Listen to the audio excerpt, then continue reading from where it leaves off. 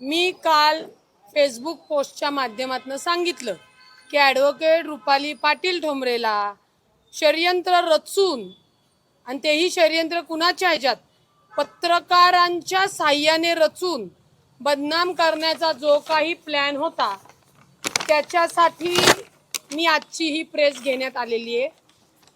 पुणे पत्रकार संघाच्या वैभवशाली परंपरेला तडा गेलेला आहे। त्याचं कारण असं की आपण सगळेजण आत्ता महाराष्ट्रातील घडामोड पाहत आहात। भोंदू बाबा खरातच्या प्रकरणात जो काही महिलांचा लैंगिक अत्याचार बलात्काराच्या केसेस झाल्या त्याच्यामध्ये शून्य किंमत झालेल्या आमच्या पक्षातील काही महिला आहेत। आता तो भांडाफोड झाल्यानंतर, ती तक्रार झाल्यानंतर मी ज्या पद्धतीने कायदेशीर जे समोर पोलिसांच्या माध्यमातून समोर आलेले जे मुद्दे आहेत ते मांडत आले आणि त्या भोंदू बाबाला शिक्षा व्हावी म्हणून सातत्याने त्याच्याशी संबंधित जे जे कोण आहेत त्यांच्याविषयी वक्तव्य करत आले। 3 दिवसापूर्वी आपले एक पत्रकार बंधू, त्यांचं नाव आहे रोहन कदम, जे जय महाराष्ट्र वाहिनीचे बातमीदार आहेत। हे पत्रकार म्हणजे सगळेच पत्रकार माझे बंधू आहेत, माझा परिवार आहे, पण त्यातले काही पत्रकार जे जाणीवपूर्वक या षडयंत्रामध्ये रचून नसलेला बनाव करण्यासाठी जे काही प्रयत्न केले हे सगळ्यांच्या समोर येणं गरजेचं आहे। याचा अर्थ सगळेच पत्रकार बंधू वाईट आहेत असं नाही। आमच्या राजकारणातल्या काही प्रवृत्ती वाईट आहेत, तसं पत्रकारमधल्या जी वाईट प्रवृत्ती आहे, राजकारणातल्या प्रवृत्ती चालतील पण पत्रकाराच्या लोकशाहीच्या स्तंभाच्या वाईट प्रवृत्ती चालणार नाही।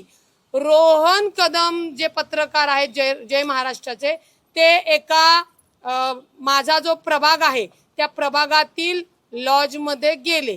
लक्षात घ्या, बुधवार पेठेच्या आजूबाजूला, तुळशीबागेच्या आजूबाजूला अनेक लॉजिंग बोर्डिंग आहेत। त्या लॉजिंग बोर्डिंगमध्ये रोहन कदम गेले। रोहन कदमनी तिथे आराम करण्यासाठी रूम घेतली। रूम घेतल्यानंतर रोहन कदम तिथं आराम घेण्याच्या नावावर तिथे दारू पिले, प्रचंड दारू पिले आणि त्यांनी शेजारच्या रूममध्ये दुसरे जे राहिला होते त्यांचं व्हिडिओ शूटिंग केलं।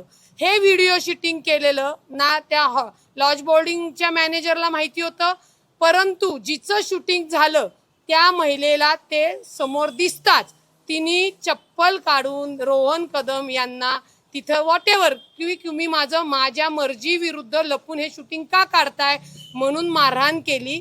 तिथे शिवीगाळ झाली आणि मग हा थेट प्रकार तिथून तो पोलीस स्टेशनमध्ये गेला। हा प्रकार झालाय 3 दिवसापूर्वी।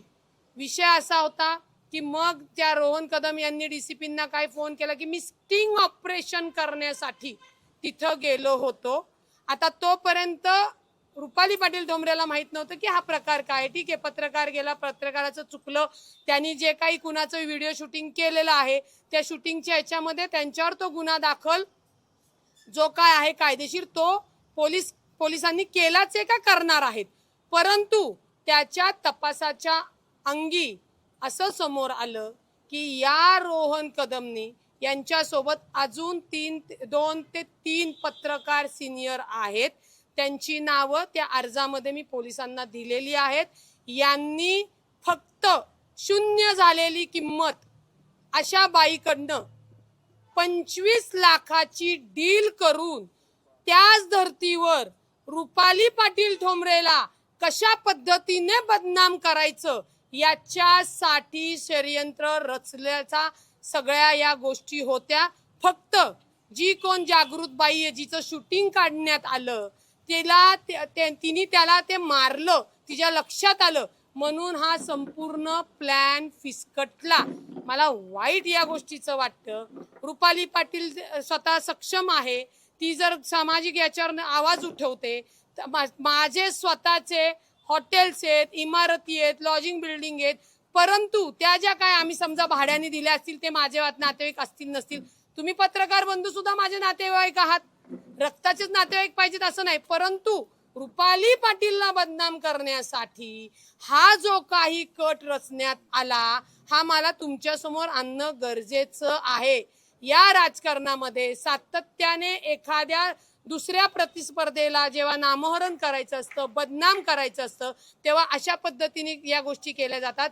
इथे भोंदू बाबा खराचा जो काही विषय झाला त्याच्यामध्ये शून्य असलेली ही बाई त्याच धर्तीवर आता पक्षामध्ये जी काही मानाची पदं मिळायची आहेत मला किंवा जी काही चर्चा झाली असेल ती मिळू नये म्हणून ही कटकारस्थान रचण्याचं काम माझ्याच पक्षातल्या शून्य असलेल्या बाईंनी पत्रकार बंधूंना हाताशी घेऊन 25 लाखाला ही जी काही डील करण्यात आली हे अत्यंत निषेधार्थ आहे।